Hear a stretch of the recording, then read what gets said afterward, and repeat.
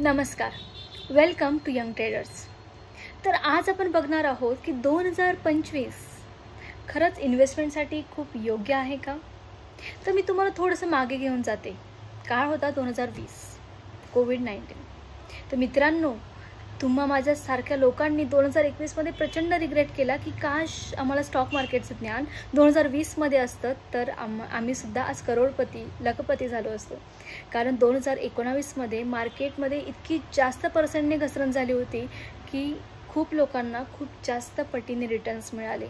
आणि अशीच सिच्युएशन आता आपण बघू शकतोय, कारण आता झालं काय की US चायनामधला ट्रेड वॉर, अमेरिकेने लावलेले टॅरिफ हे एकतर खूप जास्त पीकला होतं। त्यामुळे जी मार्केटमध्ये घसरण झाली होती मागच्या काही 2-4 महिन्यांमध्ये, तर हा एक बेस्ट टाईम होता इन्व्हेस्ट करण्यासाठी।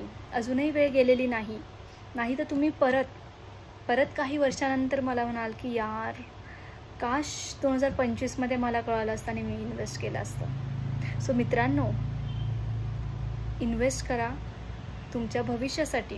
आणि अशा इन्व्हेस्टमेंटच्या ज्या काही टेक्निकल फंडामेंटल ॲनालिसिस असतील तर मी ते शॉर्ट्सच्या माध्यमातून तुमच्यापर्यंत पोहोचवण्याचा प्रयत्न करेल।